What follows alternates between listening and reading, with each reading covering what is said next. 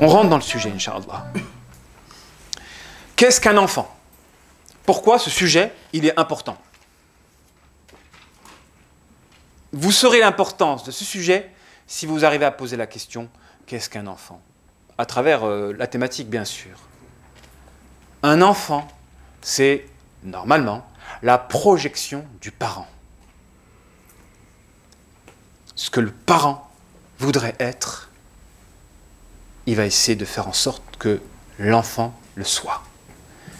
Ce qu'il aurait aimé être. Et c'est pourquoi on voit des enfants qui font du hip-hop quand le parent il fait du hip-hop. Le style du parent se lit dans l'enfant. L'enfant doit refléter le parent. L'enfant est un miroir du parent. Et c'est en cela où on peut faire du profilage par le souci accordé à l'éducation des enfants. Des musulmans qui sont unis à travers un lien noble du mariage et chez qui on ne voit pas justement dans leurs enfants de l'islam, de l'islamité, ça c'est révélateur. Qu'en réalité, et ça, comme je vous l'ai dit tout à l'heure, il y a toujours une différence entre le fond et la forme. Le fond et la forme. On peut avoir une forme musulmane, mais un fond qui n'est pas. Et là, c'est indicateur. L'éducation que l'on donne aux enfants est un indicateur de notre propre souci pour notre identité. Regardez les grands prophètes, subhanallah. Regardez les grands prophètes, surtout Abraham, alayhi salam. L'importance qu'il accordait à l'enfant. L'importance qu'il a accordée à l'enfant et qui reflète en réalité le souci qu'il accordait à sa propre personnalité, à sa propre spiritualité. Un enfant, c'est la projection de votre profil, de votre personnalité, de vos désirs, de vos objectifs. Normalement, un enfant, on doit donner à l'enfant tout ce qu'on aurait aimé avoir. C'est pourquoi c'est révélateur du souci que le parent porte pour sa propre spiritualité. Quand vous avez des parents qui sont insouciants vis-à-vis de l'éducation de leurs enfants, en réalité, ils ne font que mettre en évidence le propre souci qu'ils ont pour eux-mêmes. Comme ça peut être très révélateur d'avoir des parents qui sont totalement indifférents vis-à-vis de leurs enfants. Ça, c'est révélateur d'un trouble de la personnalité. Mais même, j'irais plus loin, trouble de la personnalité et même négativité et enténèbrement. Hein, d'être indifférent vis-à-vis de l'enfant, jusqu'à même abandonner, hein, au degré un peu plus élevé, ça c'est révélateur d'un enténèbrement puissant.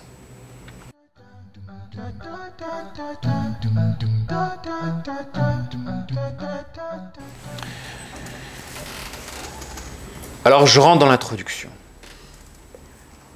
en vous racontant une histoire. C'est l'histoire d'un père et d'une mère qui se sont mariés.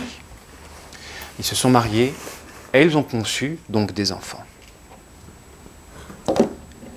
En réalité, celui qui donne la vie, c'est Allah subhanahu wa ta'ala, je ne vous apprends rien. Mais Allah nous a accordé, et là encore dans le prolongement de la thématique que j'ai dit tout à l'heure, le bonheur de savourer le don de la vie, particulièrement pour les femmes.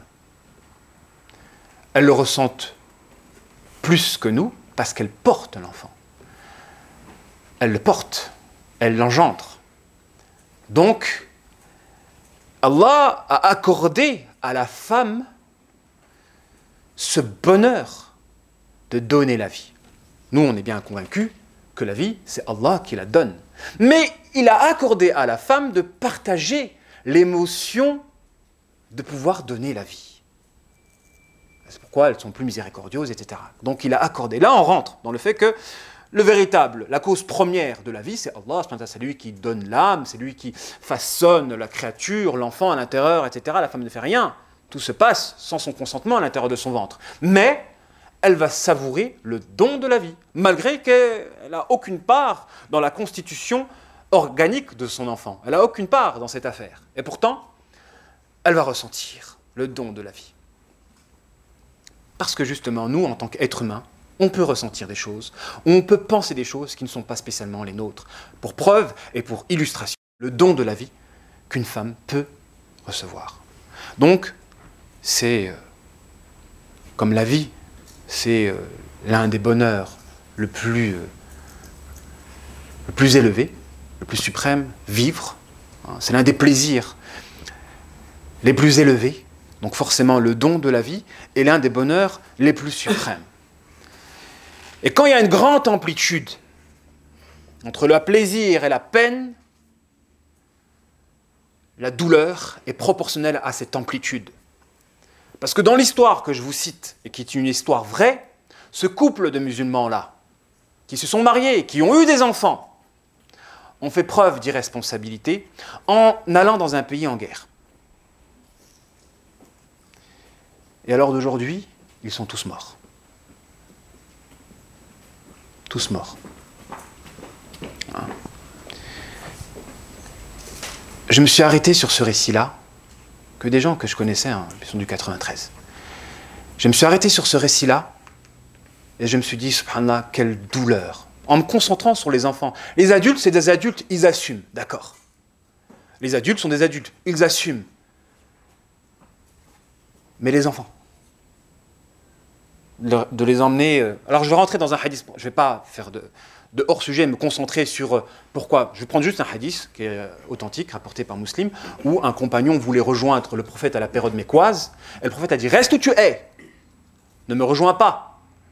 Parce que nous vivons une période difficile de disette, etc., le blocus, on nous a, etc. Donc, ça ne sert à rien de nous rejoindre dans une situation où tu risques plus d'avoir des soucis qu'autre chose. Quand la situation se développera, etc., ou s'améliorera, peut-être. Donc, dans la sagesse, aller dans un endroit où il va avoir que des problèmes, etc., c'est pas sage, c'est pas responsable. C'est pas responsable. Parce que les parents, justement, doivent faire preuve de responsabilité. Prends des décisions pour ce qui te concerne toi, d'accord, mais tes enfants, ils n'ont même pas passé la puberté, ils sont déjà morts.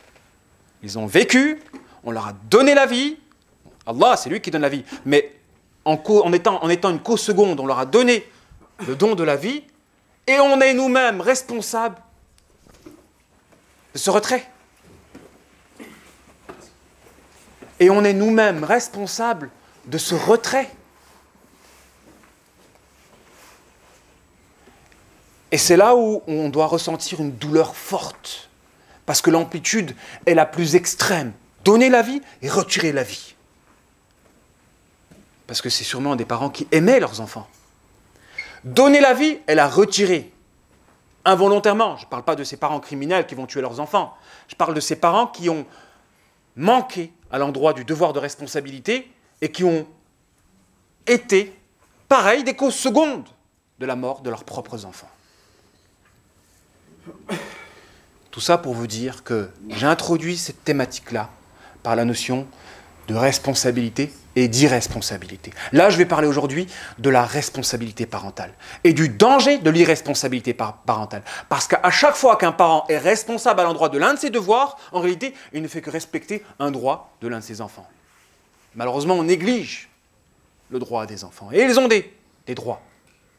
Et à chaque devoir du parent, il y a un droit pour l'enfant. Et à chaque fois qu'un parent est irresponsable à l'endroit de l'un de ses devoirs, il va manquer à l'endroit d'un droit de l'un de ses enfants.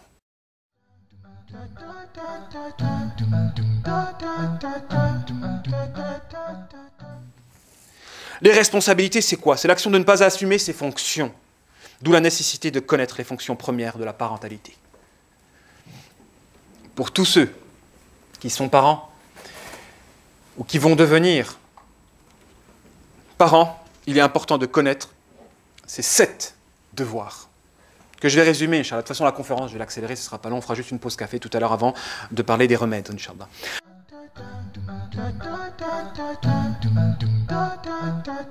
Le premier des devoirs pour le parent, avant même justement d'avoir des enfants, c'est de se protéger de l'illicite en essayant de ne pas contaminer sa progéniture. D'abord, donc de concevoir son enfant dans le halal, Parce que dès qu'on le conçoit en dehors du halal, forcément, on va assujettir un démon à celui-ci et il va naître avec des pulsions négatives dès le départ. Donc on est responsable de la négativité de son enfant quand on le conçoit dans le haram. Donc ça, c'est avant même la conception de l'enfant, le halal. Et pendant le fait d'être parent, se prémunir de l'illicite. Vous pensez quoi? Qu'un père ou qu'une mère qui sont mariés et qui font des bêtises, du haram à droite à gauche, ça ne va pas porter préjudice à l'équilibre de l'enfant. Mais dès qu'il y a liaison par l'amour, forcément il y a partage de soit luminosité, soit ténèbres. Et vous avez des parents, c'est la notion de perversité narcissique, on en parle tout le temps. Si vous avez un père, par exemple, qui est pervers narcissique, qui a deux faces, et une face, il joue le père modèle, et une autre face, il va faire ses bêtises à gauche, il va se recharger en ténèbres avec son haram, il va revenir dans le foyer avec son cinéma, donc son apparence, et là, il va décharger sa négativité, et ça va créer des troubles. Vous allez avoir des enfants qui peuvent avoir des pulsions négatives et ne comprennent pas d'où viennent ces pulsions. Parce que dans l'apparence, tout se passe bien, mais en réalité, à cause des péchés cachés du parent, il y a justement développement de négativité dans la personnalité. Comme je l'ai dit tout à l'heure, attention, on peut ressentir des choses ou avoir des idées, des choses qui ne sont pas spécialement les nôtres.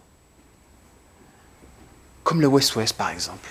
Vous avez des gens, ils peuvent avoir des paranoïas, des obsessions, des West-West très forts, qui ne sont pas liés à leur profil, c'est lié à l'environnement dans lequel ils se trouvent. Pourquoi? Parce qu'il y a quelqu'un dans l'environnement dans lequel ils se trouvent, avec lequel ils sont liés affectivement, qui fait des péchés, que ce soit du koufr, du shirk, de la sorcellerie ou autre, qui recharge en négativité, et cette négativité-là se traduit dans la personne sous forme d'obsession ou de West-West. Alors imaginez, la personne peut devenir folle à cause d'un environnement négatif. Pourquoi? Parce qu'il y a des gens dans l'environnement dans lequel elle vit qui sont irresponsables individuellement. Attention, la négativité des uns peut porter préjudice aux autres. Et le prophète, je ne vous apprends rien, ça c'est connu. Ce que je vous dis là, c'est connu dans les hadiths, que si on laisse les autres faire n'importe quoi, tout le monde va couler.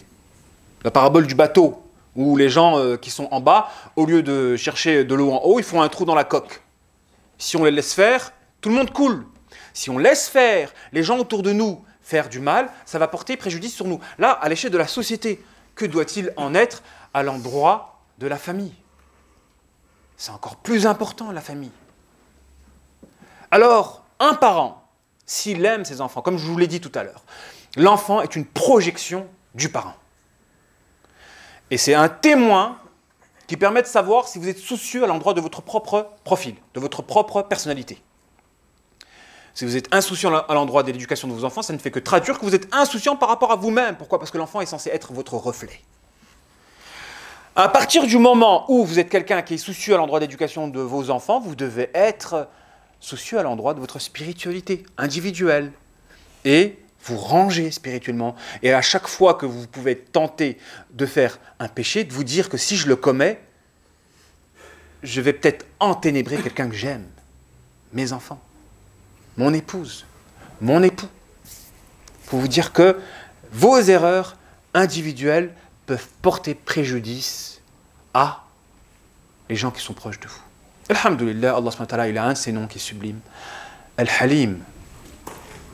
Al-Halim, celui qui n'accélère pas le châtiment de nos forfaits quand on commet un forfait, qui attend un délai éventuel pour notre rachat, notre réparation, notre repentance, afin que les conséquences, parce qu'à chaque fois que l'on va commettre une erreur, un péché, ça va avoir des répercussions, et souvent les répercussions sur ce qui nous tient à cœur.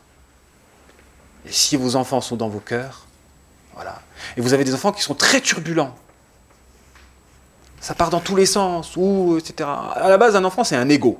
Voilà, c'est un ego. C'est difficile de cadrer un ego. Je me rappelle à l'époque où je donnais des cours à Stein, on devait gérer une salle de classe.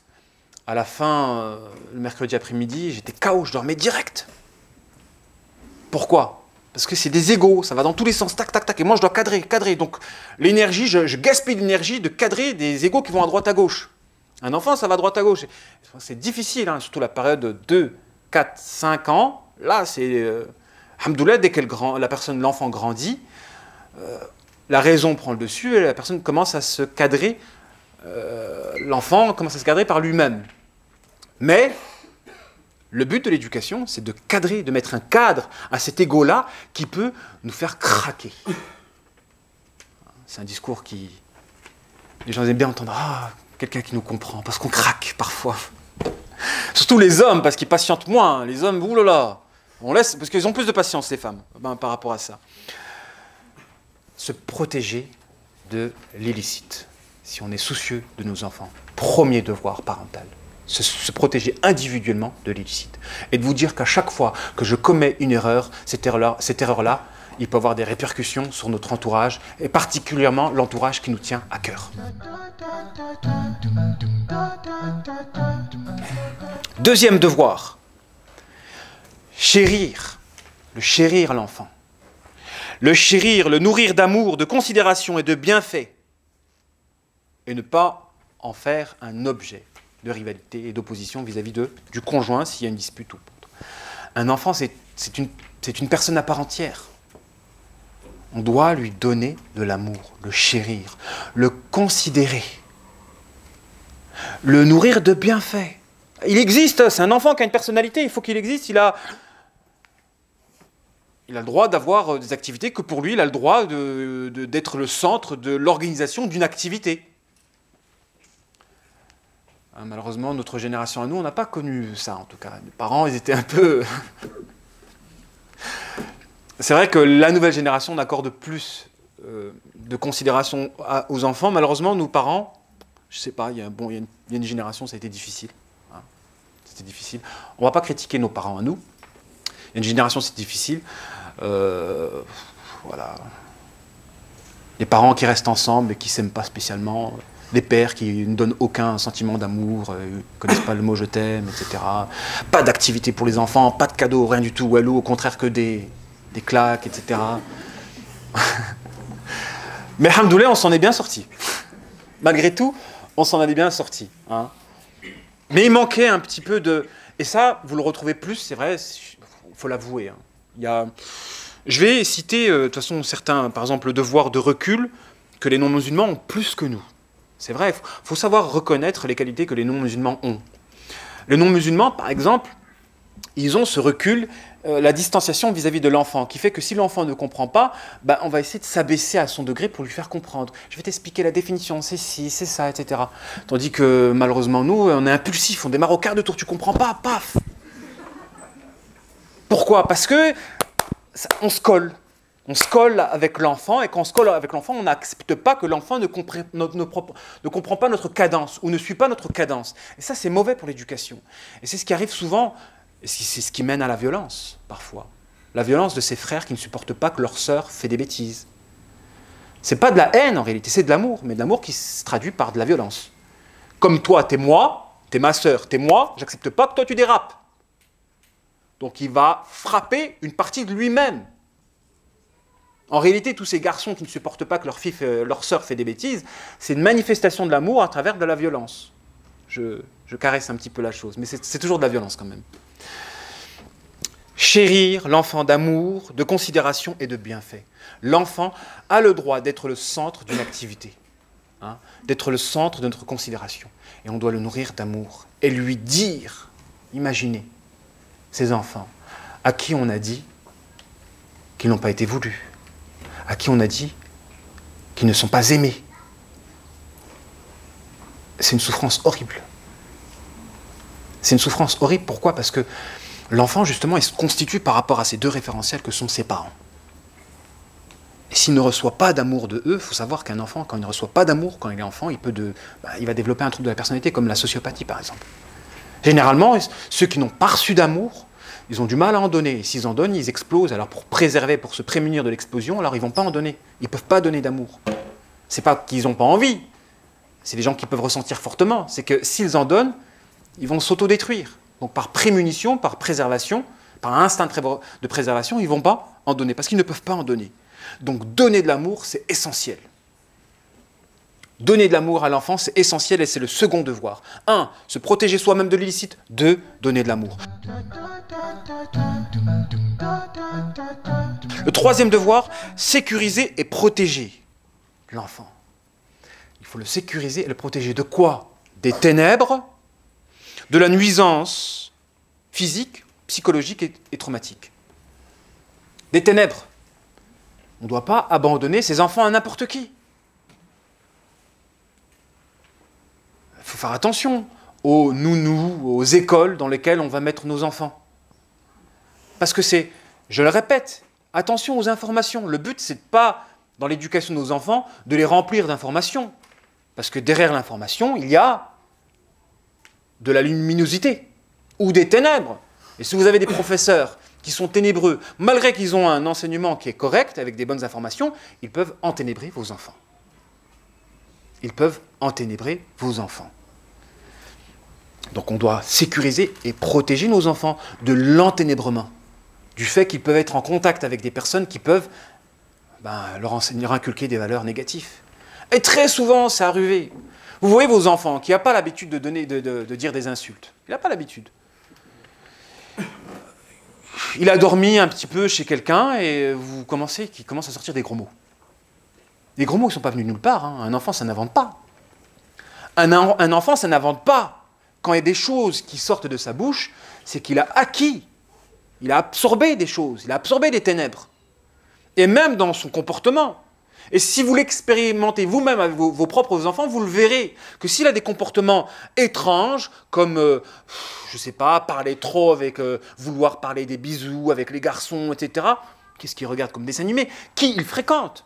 Parce qu'attention, vous avez des parents qui peuvent être très négatifs, très ténébreux, comme ces parents qui font de la sorcellerie, et vous avez des enfants qui ont des pulsions perverses avant 7 ans. Avant 7 ans. Généralement, en tout cas pour les cas qu'on a eu nous, c'est là où le profil psychopathe commence à se créer. Les envies de meurtre ou le pacte avec un démon avant 7 ans, c'est là où on peut avoir un profil psychopathe. Quand vous avez un enfant qui pactise, parce que les enfants ils peuvent pactiser avec le démon avant 7 ans. Ils ont des personnages imaginaires. On a eu tous des personnages imaginaires quand on était petits. Mais quand la connexion avec ce personnage imaginaire pousse à des rituels, et que vous avez des enfants qui pratiquent des rituels et qui sont très éveillés, mais un éveil plutôt satanique plutôt qu'un éveil angélique, parce qu'il y a une différence entre l'éveil angélique et l'éveil satanique, mais vous avez des enfants qui peuvent avoir un éveil satanique. Par de l'intuition, comprendre autrui, ils ont déjà des secrets. Un secret. Je me rappelle, on avait fait une thérapie à un enfant qui avait un secret et le petit personnage dans sa tête lui disait qu'il fallait qu'il tue tout le monde sauf sa mère. Et j'ai dit, c'est qui t'a dit ça? Il me dit, il nous disait, je ne peux pas vous dire, c'est secret. Et tous les dessins qu'il fait, c'est le sang. Tous les dessins. Vous avez des enfants, les enfants, ils font un soleil, un arc-en-ciel, des nuages, etc. Lui, c'était le sang. Le sang. Et des fois, il aimait bien voir son sang. Il se grattait à fond pour qu'il voyait son sang. Ça, c'est trajectoire pour devenir un psychopathe. Trajectoire pour devenir un psychopathe. C'est-à-dire que là, il n'a pas d'orgasme. Il n'a pas d'orgasme. Hein, c'est un enfant. S'il grandit et que Shaitan associe un orgasme à la vue du sang, ils peuvent être dépendants de la provocation du sang et devenir un psychopathe, quelqu'un qui est dépendant du meurtre ou d'envie de faire. Après, c'est la société qui canalise. Hein. 85% des meurtres dans le monde sont aux États-Unis. La société qui développe. Tout à l'heure, on parlait de fond et de forme. La société, elle est là aussi pour canaliser les fonds qu'on peut tous avoir, des fonds négatifs. On a tous un qarin, un démon qui veut nous faire sortir le côté négatif de notre personnalité. Et le but, justement, de notre venue sur cette terre, c'est comment on étouffe ce côté négatif et qu'on acquiert du mérite par cet étouffement-là. Et à défaut de le faire soi-même, on le fait en intégrant soit une famille spirituelle ou soit un État, parce que le but de l'État, c'est aussi de canaliser la négativité individuelle. Et vous avez des États, des sociétés qui, au contraire, développent et veulent développer cette négativité-là. À l'exemple des États-Unis, comment ça se fait qu'aux États-Unis, 85% des meurtres mondiaux s'opèrent aux États-Unis? Parce que la société en elle-même, elle développe ces pulsions négatives. Et alors d'aujourd'hui, on le voit aussi dans la société française, on veut développer justement cette perversité quand on parle de la théorie du genre, etc., et qu'on veut enseigner ça dès l'enfance. L'enfance. Et qu'on commence à parler de pédophilie, etc., de banaliser la chose, etc. Hein? La société, c'est vraiment Il faut vraiment faire attention justement à la société et à l'impact d'une société. Et surtout dans le contexte dans lequel on peut se trouver, on doit remédier ou trouver des solutions qui nous permettent de nous protéger. Troisième, sécuriser et protéger. Hein, des ténèbres, de la violence psychologique ou physique qui peut provoquer justement des traumatismes. On doit préserver nos enfants des traumatismes. Hein, on doit préserver nos enfants des traumatismes. On ne doit pas les exposer à des choses, des événements qui peuvent les traumatiser, comme les disputes entre les parents. Ça peut les traumatiser, ou la violence, c'est-à-dire voir... Alors c'est vraiment irresponsable de la part d'un parent de se disputer devant son conjoint, devant ses enfants. C'est vraiment irresponsable. Pourquoi? Parce que là, on provoque le traumatisme. On ne provoque pas seulement le traumatisme, mais la déchirure de l'enfant, puisque les deux personnes qu'il est censé aimer le plus vont se déchirer. Pareil, on le dit, si vous êtes soucieux pour votre propre salut à vous, soyez soucieux de l'équilibre de vos enfants.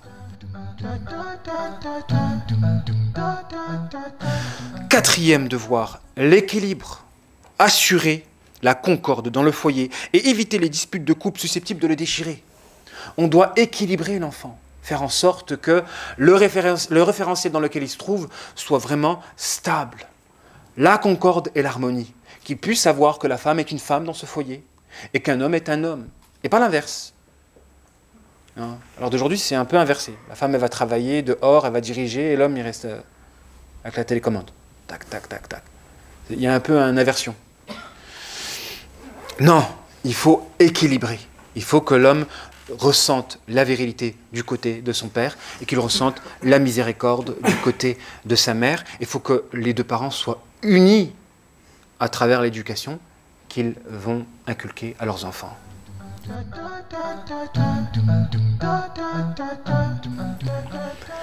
Éduquer. Le cinquième devoir. Alors qu'est-ce que c'est qu'éduquer? Éduquer, c'est pas mettre un enfant à l'école et laisser les professeurs se charger de ce que vous devez faire. Éduquer, c'est inculquer des valeurs directrices. Les valeurs. C'est ça, éduquer. C'est pas remplir le cerveau d'informations. Remplir. Éduquer, c'est pas donner des informations, faire en sorte qu'il apprend. Non. C'est lui enseigner des valeurs, des principes. Et c'est ces principes-là qui vont le guider et l'orienter. C'est ça, éduquer. L'éducation, c'est voilà, les sagesses. S'arrêter et parler avec votre enfant comme si c'était un équivalent. Ça aussi, j'avais rencontré une sœur, je ne comprenais pas comment sa fille était autant éveillée. Sa fille était éveillée, subhanallah. Elle était détachée par rapport aux jouets, elle pouvait donner des jouets facilement, etc. Elle était éveillée. Pourquoi? Parce que sa mère, elle était seule et elle parlait à sa fille comme une équivalente. Donc elle l'a grandi. Elle a grandi sa fille. Pourquoi? Parce qu'elle consultait sa fille. En fait, elle a projeté en sa fille une image qui a développé sa fille. Et d'ailleurs, c'est le principe numéro 6, non, c'est numéro 7, c'est de développer l'enfant. On doit développer l'enfant. On ne doit pas faire obstruction à son épanouissement, à son développement. Donc là, éduquer. Cette mère-là, elle a considéré sa fille comme une équivalente et elle a consulté dans des choix personnels. Nous, on va dire, ouais, un enfant, c'est un enfant, on le met de côté. Ben non. Cette mère-là, dans l'éducation, je ne comprenais pas. J'essaie de trouver le... Voilà, des fois, moi, quand je vois, j'observe, j'essaie de comprendre. Qu'est-ce qui fait que cette personne-là est différente? Comment ça se fait que cette fille-là, cet enfant-là, elle est différente des autres enfants? Alors, j'ai posé la question. Et par hasard, j'ai remarqué, en réalité, que cette mère-là, bah, quand il s'agissait de sujets importants qui concernaient le foyer, qui concernaient son père, son ex-mari, etc., ben, elle consultait sa fille. Qu'est-ce que tu en penses si on fait ça, si on fait ça, si on fait ça? Elle l'a grandi. Elle a fait de sa fille, alors que sa fille, elle devait avoir 6-7 ans. Elle a grandi sa fille. Subhanallah. Alors que nous, on va directement reléguer l'enfant à son statut d'enfant, on va le dire, hey, ne me parle pas, ne me casse pas la tête. C'est très important. Développer l'enfant. Cette mère-là, quand elle a parlé à sa fille comme une équivalente, elle a développé grâce à son regard de projection. Elle s'est projetée en sa fille en la considérant comme une femme, comme quelqu'un d'adulte, et ça a accéléré. Ça a accéléré. Et l'une des fonctions, c'est développer l'enfant. Croire au potentiel et préparer l'indépendance et l'autonomie. On ne doit pas coller l'enfant comme ces mamans qui sont très angoissantes et qui collent et qui ont peur à chaque fois. Et à cause d'être trop derrière l'enfant, l'enfant ne se développe pas. L'une des fonctions de la parentalité, c'est de préparer à l'indépendance et à l'autonomie. Votre enfant, tôt ou tard, il va être seul. Et comme le disait un adage, en tout cas une parole de l'imam Ali, radiyallahu anhu, je ne me rappelle plus exactement, 7 ans, c'est le loisir, les 7 ans qui suivent, c'est l'accompagnement, les 7 autres années, je ne sais plus c'est quoi, à un moment donné, il y a l'indépendance, tu le laisses. Alors je ne sais pas, alors les 7 premières années, les jeux, les 7 autres années, l'éducation, et les 7 autres années, hein? Compagnon. Et les derniers années, l'indépendance et l'autonomie. On le laisse se débrouiller. Donc ça revient à partir de 21 ans. Il se débrouille. Hein. Donc nous, on doit préparer l'enfant à l'autonomie et à l'indépendance. Un parent, c'est ça. Il ne faut pas qu'il colle, parce qu'il y a certains profils, c'est voilà, ils collent trop. Certaines mamans qui peuvent être borderline, par exemple, et qui accordent beaucoup d'importance aux enfants, qui sont fusionnels avec leurs enfants, ils peuvent, surtout un garçon, à la rigueur, une fille peut-être fusionnelle entre mère et fille, etc. Mais un garçon, il faut qu'il se prépare à l'autonomie, à l'indépendance. Il faut que, certains pays, à 10 ans, un enfant, il commence à être plus ou moins adulte. Hein. Un garçon, donc la mère, il ne faut pas qu'elle soit trop derrière le garçon, parce que le garçon, il peut développer justement des angoisses qui peuvent le paralyser dans sa vie quand il a une mère qui est trop derrière lui. Une mère, quand elle est trop envahissante, elle peut faire obstruction au développement de l'enfant et empêcher justement l'acquisition de l'autonomie et de l'indépendance. Donc, développer l'enfant et faire en sorte que son potentiel se développe. Et le dernier devoir, et c'est là où j'ai dit que certains non-musulmans sont meilleurs parfois que des musulmans, faire preuve d'indulgence, c'est-à-dire savoir patienter dans l'action de cadrer en faisant preuve de recul. L'indulgence et le recul. Pas le fait de s'énerver rapidement quand on n'arrive pas à cadrer notre enfant. Parce que comme j'ai dit tout à l'heure, un enfant c'est un ego. Et l'éducation consiste à le cadrer, lui mettre un cadre qui lui permet de suivre le chemin qu'on aimerait bien qu'il suive. Hein? On doit mettre le cadre et parfois c'est difficile. Et ça gaspille énormément d'énergie. L'énergie se gaspille quand les volontés sont disparates. Quand vous avez plusieurs enfants, ça part à droite, à gauche, etc., il y en a qui craquent. Vous avez des mamans, elles craquent. Elles ont envie de crier fort. Il leur faut un exutoire pour crier fort. Parce que ça craque si vous devez gérer des enfants qui vont à droite, à gauche, etc. Alors imaginez, c'est les enfants, et je le dis, les enfants sont en réalité le reflet de nous-mêmes. Et si on n'a pas une bonne spiritualité, on va avoir des enfants qui vont être très difficiles avec nous. Et très difficiles. Et ça peut nous pousser justement à craquer. Hein?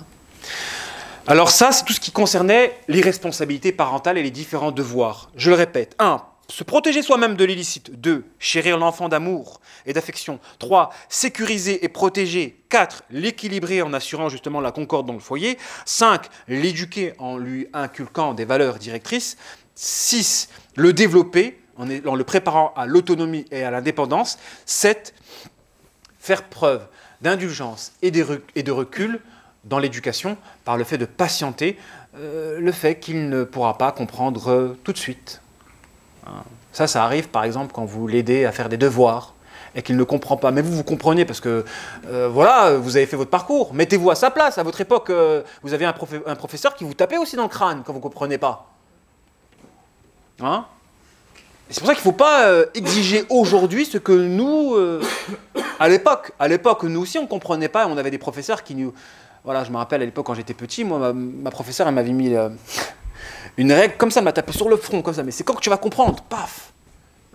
Hein, c'était ici, hein, c'était en France, c'était pas... Donc le front, elle m'avait pris une règle et je n'avais pas compris, elle me l'a tapé comme ça, paf, sur le front. Hein. Et c'est quand est-ce que tu vas comprendre? Pourquoi? Parce qu'un adulte, quand il n'arrive pas à faire en sorte que l'enfant comprenne, ça l'horripile, ça le met mal à l'aise, etc. Et il va prendre l'enfant comme un bouc émissaire. Il n'y a rien de plus mauvais dans l'éducation, en tout cas pour lui inculquer. Il faut avoir du recul. Je vais te dessiner un dessin pour que tu comprennes. Bon, c'est pas grave si tu as compris. Et alterner les efforts par du repos.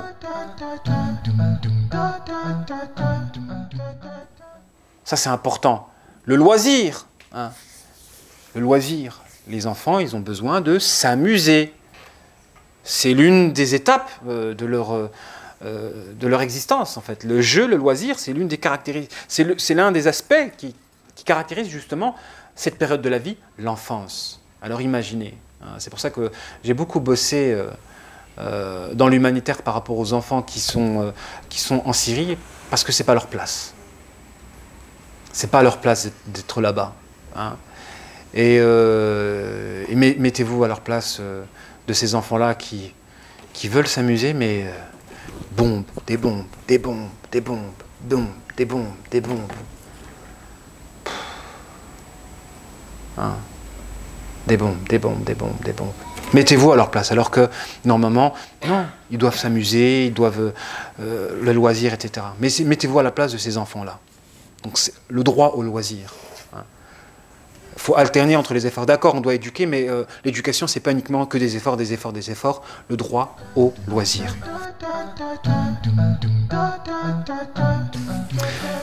Là, on rentre dans la partie les origines de l'irresponsabilité. Qu'est-ce qui fait qu'un parent est irresponsable ?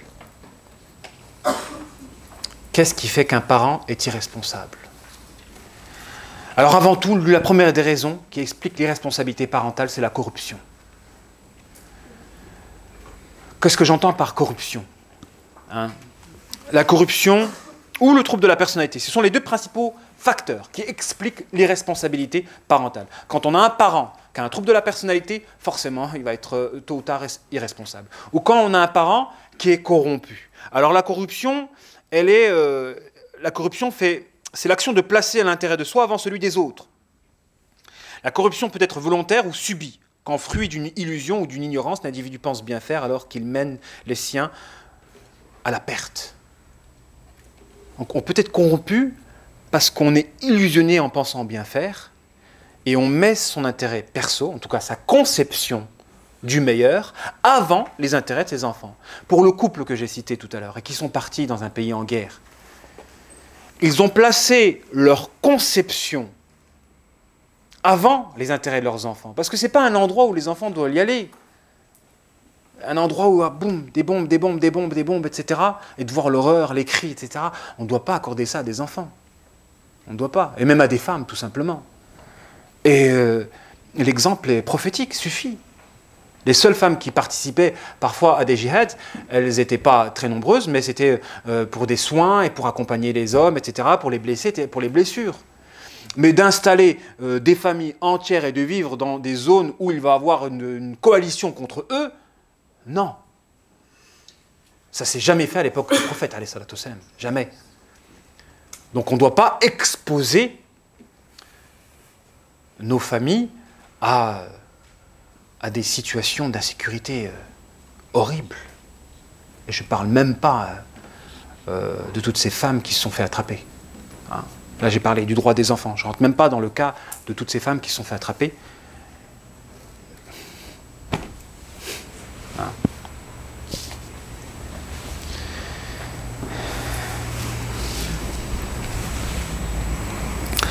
La deuxième raison, c'est le trouble de la personnalité. La deuxième raison, c'est le trouble de la personnalité. C'est que si vous avez un parent qui a un trouble de la personnalité, forcément, ça peut porter préjudice aux enfants, dans le sens où les deux caractéristiques communes entre la corruption et les troubles de la personnalité, c'est l'égocentrisme. Et c'est le fléau de notre époque. On vit une époque des gens qui sont égocentriques, qui agissent tout par rapport à leur ego, qui placent l'intérêt de leur ego avant l'intérêt du commun des gens ou de leur famille, etc. Non, consultez. Il faut consulter autrui. En tout cas, pour ce qui concerne la famille, parce que c'est notre sujet. Consultez. Et on sait, alors, à défaut d'avoir un avocat, l'enfant, on doit connaître ses droits. Et parmi les droits des enfants, c'est le droit au loisir. Et tous les droits que je vous ai dit. D'être protégé des ténèbres, d'être chéri d'amour, d'être sécurisé, d'être équilibré, d'être éduqué, d'avoir des gens en face de nous qui font preuve d'indulgence et d'avoir des personnes qui nous développent. Ça, c'est les droits des enfants. Donc, automatiquement, quand vous avez un parent qui va être égocentrique, il ne va même pas consulter ses enfants. Allez hop, je les emmène. Parce qu'il va faire preuve d'égocentrisme ou de corruption. Corruption dans le sens, à cause de l'ignorance ou de l'illusion, on va avoir une interprétation erronée d'une situation et, de par notre irresponsabilité, mener les nôtres à la perte.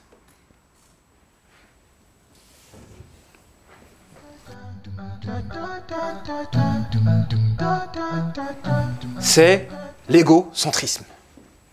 La faille, c'est l'égocentrisme. À partir du moment où on est égocentrique, on perd ce recul intellectuel. Tout est une question de distanciation, ce recul, qu'on voit très bien chez ces parents qui lorsqu'ils éduquent leurs enfants, ils font preuve de recul et d'indulgence. N'accélèrent pas la punition parce qu'ils comprennent leurs enfants dans le sens où il faut des étapes pour qu'ils puissent assimiler et de la douceur aussi. D'ailleurs, les trois conditions pour le prédicateur, en tout cas quand il doit prêcher l'islam, 1. La sagesse, la science, 2. La douceur, 3. La patience.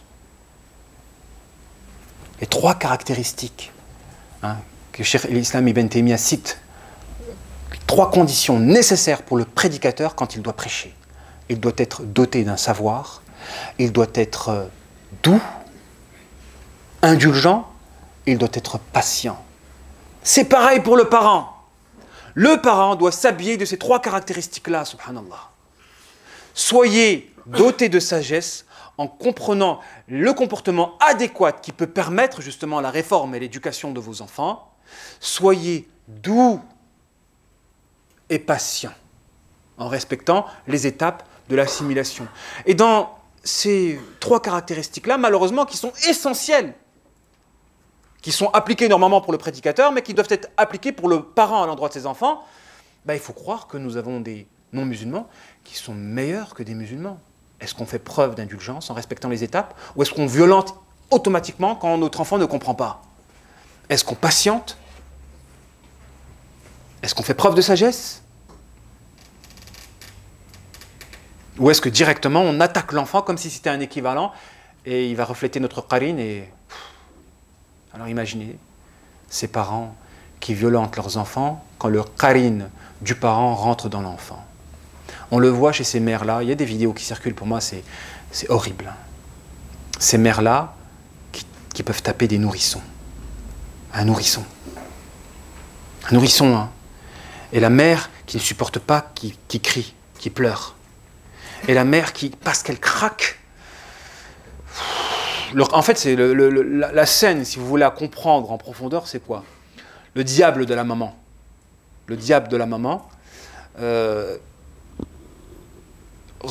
il peut rentrer chez l'enfant pour le pousser à avoir un comportement qui horripile la mère. Et il revient vers la mère pour qu'elle s'énerve. Et quand la mère s'énerve, elle va faire du nourrisson un bouc émissaire de son propre énervement. Et là où elle va fauter, c'est quand elle va violenter un nourrisson.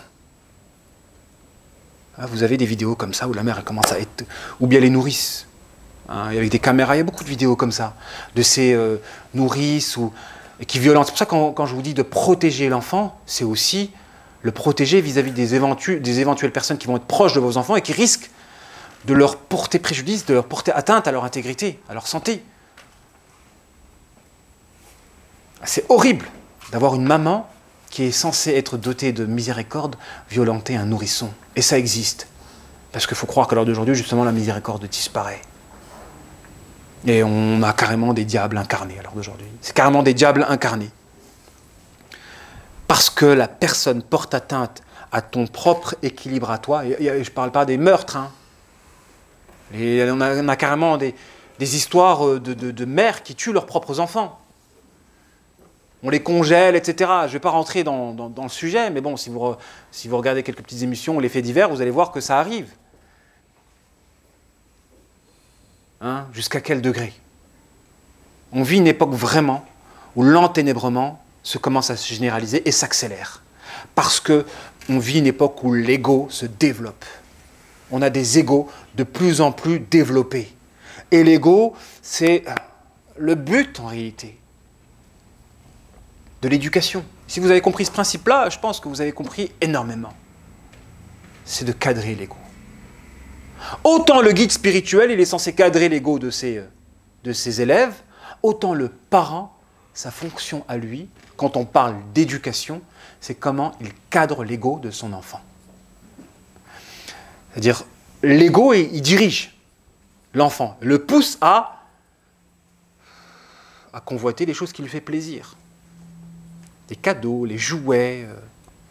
Si vous arrivez à enseigner à votre enfant que les valeurs peuvent être plus importantes que les caprices de son ego, là, vous êtes dans le chemin de la véritable éducation. Lorsque, par exemple, vous allez lui dire « Je ne vais pas t'acheter ce cadeau-là. » Pourquoi? Parce que c'est du gaspillage. Il y a des gens qui n'ont pas beaucoup d'argent et avec tout l'argent que tu pourrais dépenser pour ton cadeau, tu pourrais le donner à quelqu'un qui pourrait manger pendant une semaine. Est-ce que tu acceptes que l'argent qu'on est censé donner pour ton cadeau, on va le donner à une famille qui pourra manger une semaine avec ton argent? Et si l'enfant fait le geste et qu'il commence à nourrir son âme de compassion, juste pour cette compassion-là, Allah subhanahu wa ta'ala peut le guider toute sa vie. Apprenez le partage à vos enfants. Apprenez à votre enfant à guérir de l'égocentrisme. Parce que tout est une question d'ego, je vous l'ai dit tout à l'heure. Le fléau à l'heure d'aujourd'hui, c'est l'égocentrisme. Que cet égocentrisme est le fruit d'une corruption ou d'un trouble de la personnalité. Et si on arrive à cadrer nos enfants en leur inculquant les valeurs qui permettent justement, qui leur permettraient de mettre côté un petit peu ces élans nefsiques, je veux mon cadeau, je veux ci, je veux ça. Là, ça va être difficile, mais plus il grandit, normalement, plus ça doit se faire naturellement. Parce que plus la raison devient forte. Alors, une période, c'est que de l'ego. Mais plus il grandit, plus il comprend. Donc, même s'il ne comprend pas au début, c'est pas grave. Plus tard, ayez la miséricorde prophétique, alayhi salatu wassalam. Le prophète, il a été lapidé par des enfants qui se sont moqués de lui à Taïf, et les anges, ils ont dit, si tu veux, on écrase la ville. Hein, on l'écrase. Et pourtant, le prophète, il a dit non. Peut-être que de leur progéniture sortira des croyants. Donc, ne pas se précipiter dans la sanction, dans le châtiment, quand on a en face de nous des personnes qui commettent des erreurs. Parce que tout le monde fait des erreurs et parfois, la meilleure manière en tout cas de se réformer, c'est de la commettre, cette erreur-là, avec la ferme résolution de ne pas la réitérer. Quelles sont les conséquences de l'irresponsabilité parentale? Alors, les parents sont la base de la constitution d'une personnalité. Leur unité dans l'amour et la considération de leurs enfants est primordiale pour la préservation de cette dernière. Aussi, les conséquences de l'irresponsabilité, c'est 3 étapes chez l'enfant. 1. La douleur et la souffrance. Dès qu'un parent est irresponsable à l'endroit d'un droit, un droit de l'enfant, forcément, on va le faire souffrir. Parce que tout éloignement vis-à-vis d'un droit fait mal. Tout éloignement vis-à-vis d'un droit fait mal. Dès que j'éloigne une chose de l'un de ses droits, je vais provoquer une souffrance. C'est cette chose-là. Parce que le droit ou la justice, c'est de faire en sorte que les choses soient à leur place. La justice, c'est de mettre les choses à leur place. Hein, l'une des définitions étymologiques du terme justice, c'est de mettre les choses à leur place. À partir du moment où je suis injuste, je prive une chose de son droit. Et si je suis injuste en privant une chose de son droit, je provoque automatiquement une douleur. La douleur est la conséquence de l'oppression, quand je prive une chose de son droit. Et les droits des enfants, c'est tout ce que j'ai cité tout à l'heure, en tout cas vis-à-vis de leurs parents. Et quand on prive un enfant de l'un de ses droits, il va souffrir. Et après, la souffrance, elle est proportionnelle à l'injustice. Il y a de très grandes injustices. Il y a des très grandes injustices. La violence, par exemple, c'est une injustice. Comme l'inceste, ça peut être une injustice horrible. Horrible. Hein? Quand vous avez des parents qui sont complices indirects d'un inceste, quand ils veulent étouffer justement cet inceste-là à cause de ce qu'on va dire les autres, Imaginez l'enfant qui grandit avec des parents qui ont étouffé un inceste pour pouvoir préserver l'image, en faisant abstraction de l'équilibre de leurs enfants. Comme si ça comptait pas, c'était une créature qui n'existait pas. Pour l'image. On parle du droit de l'individu, et d'une personne qui existe, d'une personnalité à part entière. Là, on rentre dans la considération. C'est pour ça que le droit chérir, nourrir d'amour, de considération et de bienfait. Et j'en parle, je ne cite pas, je ne rentre pas dans les détails. Je donne juste les principes généraux, après à vous d'illustrer avec la vie de tous les jours et les faits divers. 1. L'irresponsabilité parentale mène à la souffrance et à la douleur. 2. Cette souffrance et cette douleur, quand elle est trop forte, elle mène à un traumatisme. Et le traumatisme, vous savez, c'est quoi un traumatisme? Un traumatisme, c'est quelque chose qui va s'ancrer en toi, que peut-être tu ne vas pas voir dans le futur, mais qui aura des effets sur toi. Là, il faut passer par une thérapie pour régler ce problème-là. Parce que la personne, elle aura peut-être des problèmes toute sa vie, elle ne saura pas pourquoi elle a des problèmes toute sa vie. Pourquoi? Parce qu'il y a un traumatisme, c'est quelque chose de traumatisant, c'est une liaison entre le passé et le présent subtil, qui fait que ton présent, il est saboté à cause d'un événement passé que tu n'arrives pas à oublier. Toi, tu penses que tu as oublié, parce que tu refoules. Tu penses que tu as oublié la chose, parce que tu refoules, tu fais ta vie, mais tu as toujours des problèmes dans ton instant présent. Pourquoi? Parce qu'il y a une liaison symbolique que toi, tu ne comprends pas. Et qu'en thérapie, on doit creuser et trouver la liaison de ce traumatisme qui te lie à ton passé et qui fait en sorte que le flux ténébreux du passé influe dans ton présent. Vous avez des femmes, par exemple, qui ont un traumatisme, que ce soit un inceste ou autre, ou un viol, et qui ne peuvent pas avoir des rapports dans le futur, même si elles sont mariées. Et peut-être qu'elles ne savent pas pourquoi elles ne peuvent pas. Parce que justement, il y a un traumatisme. Bon, quand c'est un inceste, c'est évident. Mais parfois, elles ne font pas spécialement la relation. Attention, le traumatisme est un événement qui peut lier votre présent à votre passé ténébreux, de telle sorte que les ténèbres de votre passé influent toujours sur votre présent et gâchent votre futur. Et le travail du thérapeute, c'est de faire la liaison entre le futur, le présent et le passé, en essayant de démêler tout ça et régler le traumatisme frontalement. Attention, quand la douleur est trop forte, ça peut se transformer en traumatisme. Et le traumatisme, ça sabote votre futur. Il faut éviter les traumatismes. Et chacun, c'est... Parce que le traumatisme, la troisième des étapes, c'est le trouble de la personnalité. La douleur forte, le traumatisme. La troisième des étapes liées à l'irresponsabilité parentale, c'est le trouble de la personnalité. Imaginez, vous avez des parents qui sont responsables d'un trouble de la personnalité de leurs enfants. D'un trouble de la personnalité de leurs enfants.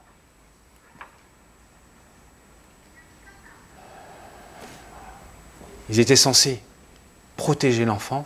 Au contraire, ils ont développé des vecteurs négatifs dans sa propre personnalité, dont il ne peut se défaire. Un trouble de la personnalité, à la différence, parce qu'on peut tous avoir un ego qui est collé à notre rationalité, qui n'empêche d'avoir un recul, c'est-à-dire qu'on ne peut pas se défaire d'une tentation. Dès qu'on est tenté, on succombe. Le trouble de la personnalité, c'est quelqu'un qui est caractérisé de la sorte et qui ne peut pas se défaire de certaines pulsions. Donc dès qu'il est exposé à la tentation, il succombe directement. Donc imaginez, vous engendrez et des conséquences de la manière dont vous avez éduqué vos enfants, vous avez provoqué un trouble de la personnalité qui fait qu'il a été habillé par un vecteur négatif toute sa vie. Bien sûr qu'il ne sait pas que c'est de votre faute. Bien sûr qu'il ne sait pas que c'est de votre faute. Parce que les gens ne font pas le rapprochement. Mais tous les troubles de la personnalité, en tout cas pour une grosse majorité, sont liés à la période de l'enfance. Et donc, incombe à nos parents, quand vous avez des parents qui ont baigné dans la sorcellerie, qu'ils ont baigné dans la sorcellerie. Après l'enfant, il a des pulsions. Après l'enfant, ces pulsions, il les traduit en actes illicites. Et ça se transforme en seconde nature, dont il ne peut se défaire. Et ça rend la vie plus difficile qu'une personne normale. Le parent qui était censé construire les rails sur lesquels le wagon de l'enfant allait rouler, au contraire, il a construit justement des obstacles, les vecteurs négatifs qui vont accompagner son profil et qui sont en réalité des troubles de la personnalité. C'est une responsabilité qui est lourde d'être parent. Et c'est pourquoi une personne qui est troublée dans la personnalité, et alors d'aujourd'hui c'est ça, on vit une époque où il y a beaucoup de gens qui sont troublés dans la personnalité. C'est pour ça qu'on a de plus en plus des troublés. Hein. Et les troublés, voilà, c'est les gens impulsifs. C'est les gens qui peuvent être radicaux. C'est les gens qui peuvent passer d'un extrême à un autre. C'est les gens qui... imaginez la pulsion dont il ne peut se défaire. Imaginez une femme qui a des pulsions à la trahison et dont elle ne peut pas se défaire. Mettez-vous à sa place. À la place d'elle ou de son éventuel mari. Marié avec une femme qui a des pulsions à la trahison, oui. Si elle le dit, elle est divorcée. Si elle ne le dit pas, elle intériorise une trahison, une hypocrisie. Elle ne peut pas se défaire. Voilà, pulsion à la trahison. Donc si elle se contient, alhamdoulilah, elle ira au paradis, alhamdoulilah, parce qu'elle n'aura pas traduit cette pulsion-là, mais elle ne peut pas se défaire de cette pulsion à la trahison. Il y a des moyens. Le moyen, c'est bien sûr, il y a la géographie, etc., ça joue, mais imaginez quelqu'un qui est habité par une pulsion négative constante. Parce qu'en termes de ténèbres, etc., ça se sent. Ça va se sentir. C'est-à-dire, il va y avoir des problèmes dans le couple. Quand vous avez quelqu'un... C'est pas facile de vivre avec une personne troublée dans la personnalité. Et ce sera l'objet de la seconde partie, où on va parler de comment choisir bien son conjoint, la différence entre l'amour de fond et l'amour de forme, parce que beaucoup se font arnaquer en pensant que l'amour de forme, c'est le véritable amour, et du coup, ils se lancent dans un projet de mariage et ils font fausse route. Donc la différence entre l'amour de fond et l'amour de forme, comment gérer un mariage si on est marié avec une personne ayant un trouble de la personnalité.